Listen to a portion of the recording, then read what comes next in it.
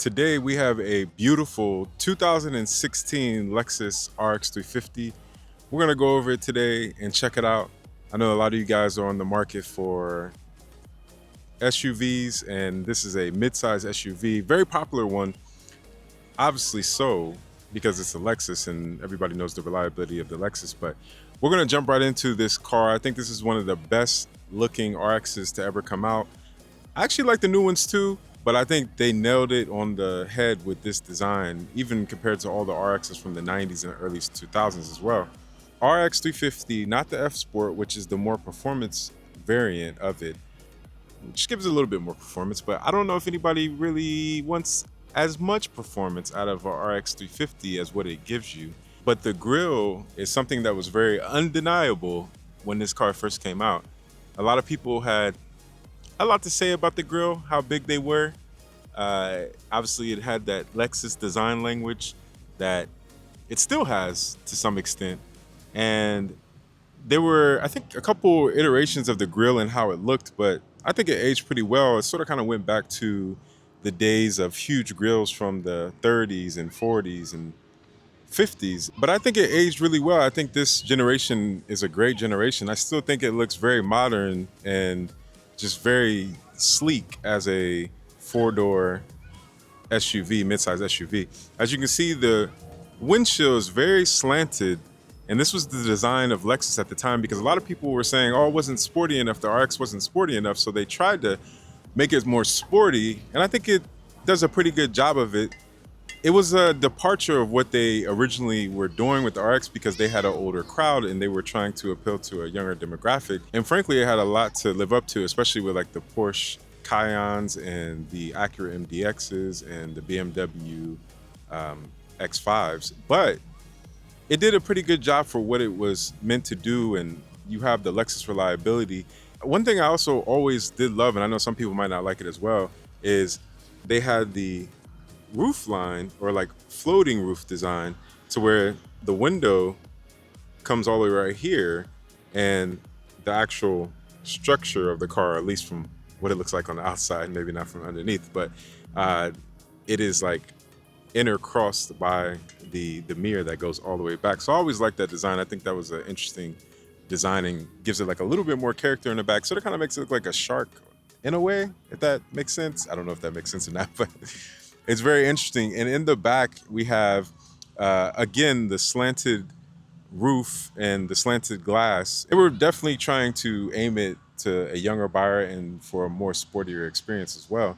You have these taillights, and I always thought, somebody that's a Lexus aficionado can tell me, but I always thought that was a L right there for Lexus, which I feel like it is. But if it isn't, that's fine. Then at the bottom, you have the two exhausts. So this is more of a square design, and the actual exhaust is inside, if you can see. And on the outside, you have 20-inch rims all the way around. So you have 235 wide tires and 55 for the sidewalls. You also have turn signals on the outside mirrors. You also have these little roof racks at the top. And I don't know what accessories come from Lexus, but I'm sure you can probably put like a roof rack on top of here, maybe exactly from Lexus. I would have to look on the Lexus website and brochure from this year. On the door panel, we have some wood grain. We also have some plastics, but they look nice. They look like a little bit more higher quality metal that they're trying to look like. We have buttons, we have adjustable seats. So you have memory seats, you have 3 of those. So if you get in, you can adjust your chair the way that you want, hold it where your chair's at, and then it will save it on one. But if your wife gets in, or your friends, or your husband, or your sister or brothers, then you can have 2 more of those settings that you can let those people adjust. So every time you get in the car, it will adjust your seat to where you want to drive. A luxury touch, you know, this is luxury. So a luxury touch. Down here, the thing I really liked about this Lexus a lot is that you have storage, and you can put cups and snacks and things in here, but also you can pull it out to make it a little bit wider in case you have a bigger cup. The interior of this Lexus is a mix of materials, but also the traditional Lexus that you know. The steering wheel is nice. It's the traditional Lexus. Lexus doesn't really like to change their steering wheels that much, probably for years now. So it's the same Lexus affair that you might know if you're in other Lexuses. But I like the way that they have like the assortment of buttons on the steering wheel. You can control your volume of your radio. You can change your radio. You can change the modes. You can talk as well, like on the phone. You can also control your maps. You can control lane assist as well, the button 2, and you can control the parking assist, which is right there as well. The interior is nice. It's wide. It gives you enough room. And I love the screen, even though it's not touchscreen, and we'll turn that on in a minute when I start the car, but it's a very nice screen. It's big and the graphics are nice on it. You have the traditional Lexus clock, and I just hope that they always keep the Lexus clock in there, because I don't know, at least to me, and I think some of it just gives another touch of class, and it gives a pop of silver that speaks a little bit more luxury. Like, this is luxury. I like that. You have the beautiful buttons. You know, I know it's not touchscreen, but buttons are just so easy to use. You remember them. They're there. You could just put your finger without looking and they work. And I think that's why a lot of people just like physical buttons. Down here, you have the hold feature. You have the parking brake, and you have heated and cooled seats, and you can have them on auto. So the interesting thing about the heated and cooled seats are when you turn on the automatic climate control, those heated seats or the cooled seats, whichever one you pick last, will come on with the automatic climate control. True luxury. When I get in, my seats are going to be warming up the way the rest of the car is going to warm up. Also, when you come over here, you have heated steering wheel as well. So that heating steering wheel goes along with the heated seats and the heat in general and automatic climate control. So yeah, when your hands are cold in the wintertime or a blizzard or whenever, you can just turn that on. Back to the middle, we have some map controls, some menu controls. I'll be going over a little bit of that in a second, even though I'm not going to lie, the mouse is not my favorite thing. But then again, I guess it's better than the Lexus touchpad, but the mouse is still not my favorite thing. We'll talk about that a little bit more in a minute. You also have something that I think a lot of people don't really know. So let's go ahead and take this out, right? So you look down there and you think, hey, this is just a cup holder, okay? That's fine. There's more advanced cup holders in this world, depending on what the car company is. But let's say, for example, you have a tall drink. If you have a tall drink that's too tall, and let's say you put it in there, and it's even comes up higher than this, because it is America and people love their huge drinks, like 20 ounces or whatever, however many ounces, 40 ounces. Let's say you have a huge drink that you're scared when you go around a corner that it's going to fall. Well, Lexus thought about that. You can actually, only in the front one, not the rear one, but only in the front one, you can push this down. It goes down into the cup holder, so then you can have more grip, or the cup holder circle can hold on to your drink more. And if you don't want it to be that deep, you just push this little button right here and it comes back up. Look, I know these are simple things, but you being able to adjust things and being able not to think about things, that's what luxury is, regardless of how simple or how advanced it seems. That's a luxury. So I thought that was pretty nice. And the dashboard is nice and simple and luxurious, and I like the way that they have the mix of materials, even though, because this is still an RX350, so you're not going to get a whole bunch of real metals, but you do get plastics that look like metal, and I think they do a pretty good job about it, and it seems to be lasting for a very long time. So I think Lexus knew what they were doing when they picked the certain materials in and out, and you start to realize that sometimes having everything really, really, really, really expensive can also become an expensive repair cost as well in the future. And that's what a lot of people don't think about. And then you have the sunroof, which is very nice. No Pana sunroof that goes all the way to the rear, but this is 2016, and hey, look at it like this, less things that will break. And I think that's what people will look for over time. The back seats, and I'm 6 foot tall, so let's go ahead and get in here and see how it feels to be a 6 foot tall man in the back. Very spacious. Now, if you look at how much space that I have, I can be super comfortable. Like I'm 6 foot tall, a little bit over 6 foot tall. And I have a lot of room. I mean, I could go on long trips I could go on an 8-hour trip and I would still be comfortable back here. So you have a lot of room back here. And I was sitting in the front driving as a 6 foot plus tall man. So if I can drive up there and this is my sitting position, and then back here I have this much room, you will definitely have enough room, and the headspace is super duper generous.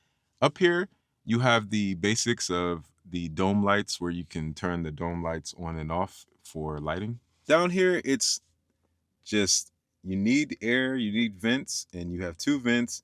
You can adjust the air as much as you want for it to come in, come out. You have a charging port down here, so you can put a charger in there and then you could charge your phones. No USB ports, but this is 2016, so I wouldn't really expect that. And then when you go all the way down here, you actually have a little bit of storage down there. You have a little cubby that you can put things in. You have the speakers in the back as well. This one comes with the 9-speaker system with only 333 watts. But if you upgrade to the F Sport or upgrade in general for the packaging, you can get this with a Mark Levinson 13 speaker system that has 835 watts. So I think that if you're not satisfied with 330 watts in this version, then you might want to upgrade to get the Mark Levinson system as well to get more watts, but and more sound and better bass. But still, it sounds pretty good for what it is. And on the door panels, we just have another mixed materials with wood, plastics that look like aluminum, leather stitched sidings. Also down here, I have my feet and I can move my seat back. So I can adjust my seat to go back. And also down here, I can move my seat up or I can adjust it back, and I'm leaning back now and I'm actually relaxing. You're gonna have these beefy struts that if they do break at some point, I still think that you can adjust them manually. And down here, you have a couple of map lights inside, and you can actually fold the seats down from here, and you can pull the buttons and the seats will go down. And you have so much cargo space at that point. It also has a sunshade or a protector in case you put groceries inside of your car. Then you can cover up your groceries and keep the sun away from it, keep people from looking at it. I like how the steering wheel comes at you when you start the car up as well. And you have your gauges. Now in the F Sport version, which is the highest sports or sportier version, I would say, you have the famous Lexus center moving gauge cluster. And we don't have that in this because this is a lower model, but you will definitely find a different gauge cluster when you get a F Sport or the higher trim, sports trim of this vehicle. And that's a very interesting thing. That was actually debuted in the Lexus LFA hypercar, and then it trickled down to different Lexuses. So if you ever see one of those, that's a really fun mechanic, how the gauge cluster actually moves.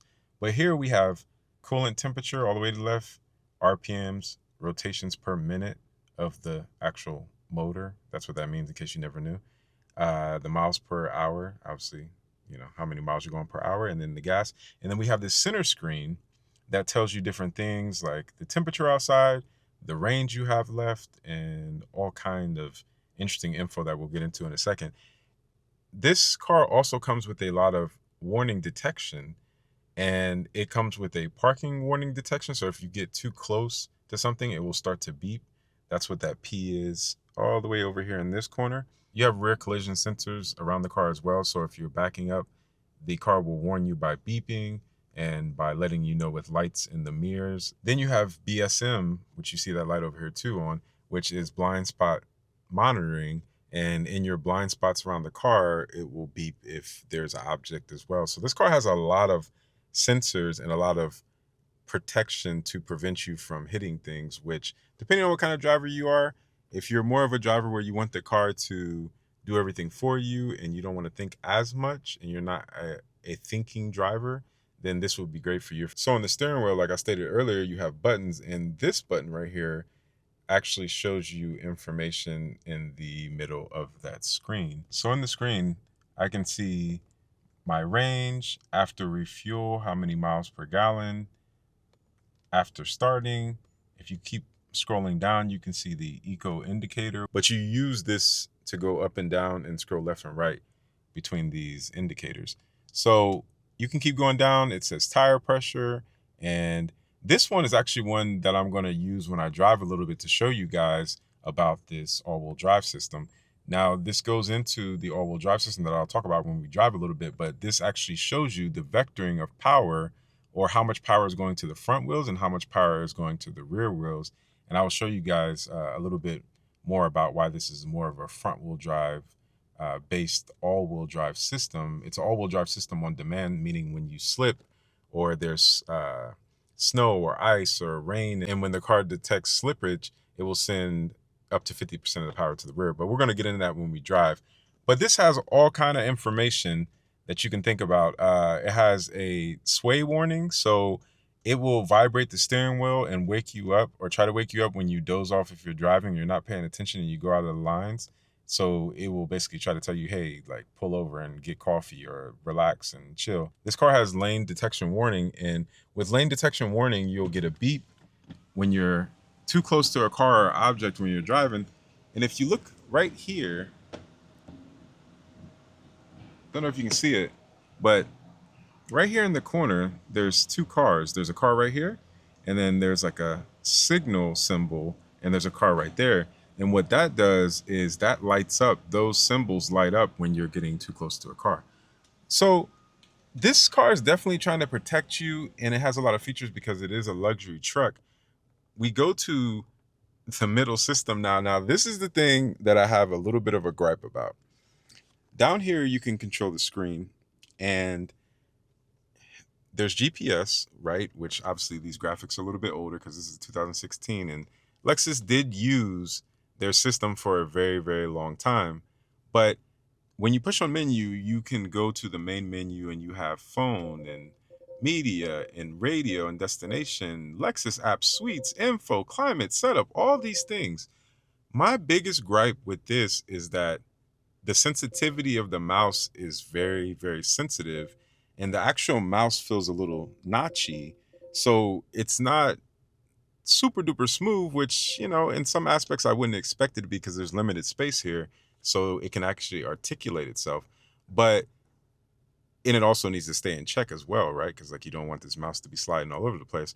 But I wish that the sensitivity was a little bit more accurate. Now, you can turn the sensitivity up and down in the settings, but it just makes things a lot harder. And I wish Lexus wouldn't have buried so many functions and things inside of this screen.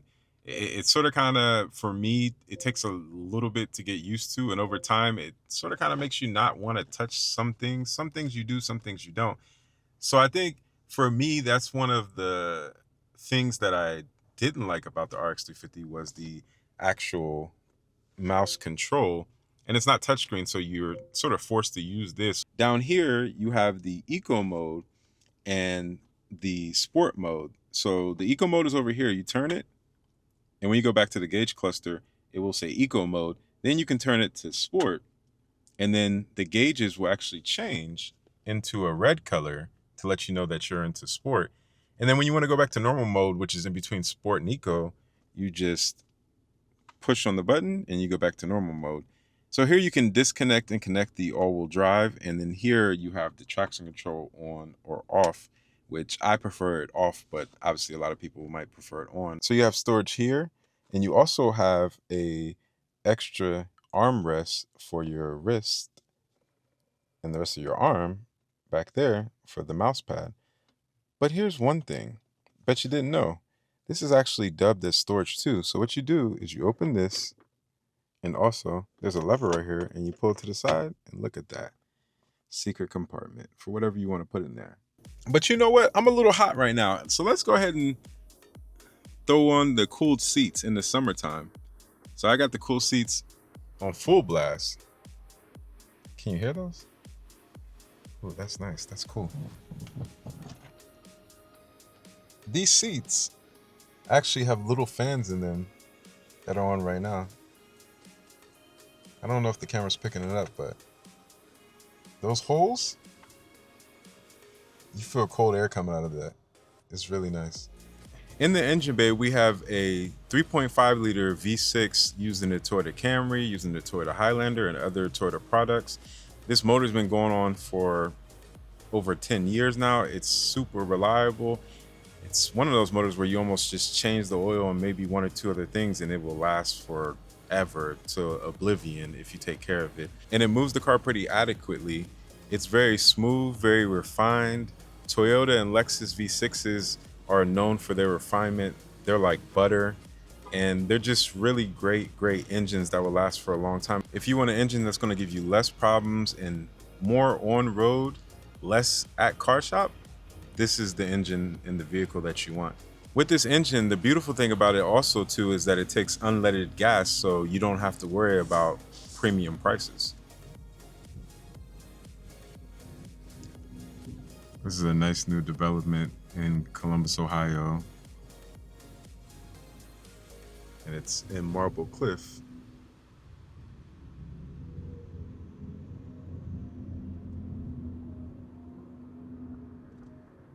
With the thicker glass that Lexus offers compared to Toyota variant of trucks, you definitely feel the quality of it. You feel like you're in a cocoon of quietness and just enough road noise to make you feel alive that you're actually driving, not to the level of maybe a Rolls Royce, but I never liked that type of quietness anyways. That's too quiet. Maybe if I was a billionaire and I just wanted to escape the world and I had too much on my mind, but that's a little bit too quiet for me. I need some type of noise and feedback to know that I'm alive.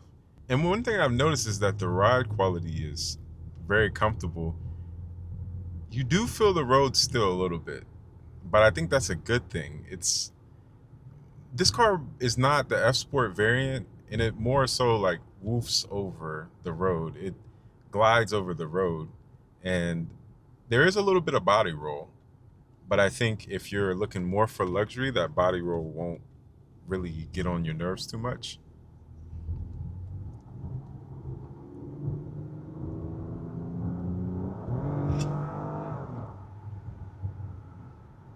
I noticed that the acceleration on the eco mode is definitely a little bit more hesitant to give you the power that you want, or to some people you deserve when you're asking for it when you push on the gas pedal.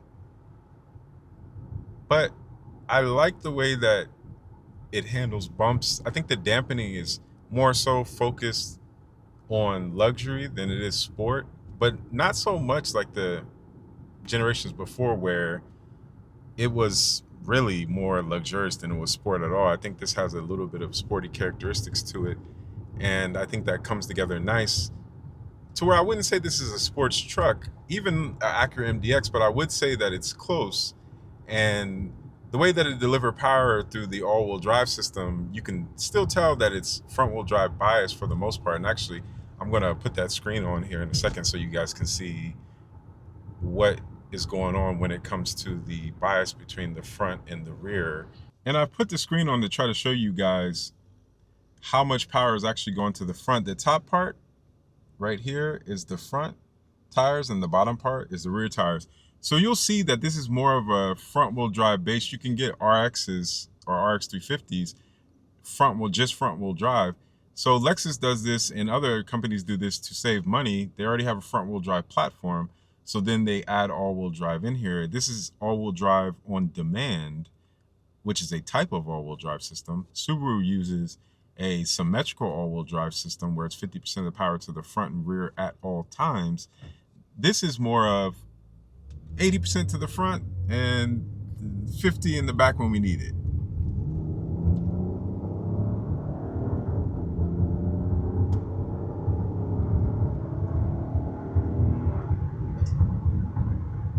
It takes bumps really good. Once again, I have to say that it takes bumps very good. It seems like you're floating. This car is geared towards more the luxury side, but Lexus tried to inject some sports in it. And I think over time, you'll come to appreciate that it's not as stiff, it's not as harsh, and the riding dynamics of it are actually pretty good, especially for somebody that's looking for a luxury truck. Also, I think the Lexus RX350, since it's front wheel drive based, it has a little bit of understeer when you go into corners, and it has a little bit of body roll. And that might be a little bit more remedied on the F Sport version of it, which has adaptive dampers, and those dampers stiffen up and they make the car handle better and more dynamically through the corners. But this is not going to be like the competitors like an MDX, which sends more power to the rear and has a more playful and more sporty demeanor about itself. It's definitely not going to be like a Porsche Cayenne either, which is probably the king of this segment when it comes to sports trucks. But if you can live with those things, then I think that this truck is for you as a person that wants a luxury truck. Will the common person care about all those things? Maybe not, but maybe they will, because a lot of people say that they don't care about things, but when they start to get into a truck or a car, they describe the things they don't like. I don't like the way it handles. I don't like it doesn't have enough power. I don't like how it brakes. It feels like this. It feels like this. Performance is not just about modifying and upgrading your car. Performance is performance across the board. When you create something, how does it perform? And I think that even if you care or you don't care, those are very important things to know, because at the end of the day, everyone cares, even when they say they don't. They just don't understand how to convey that message.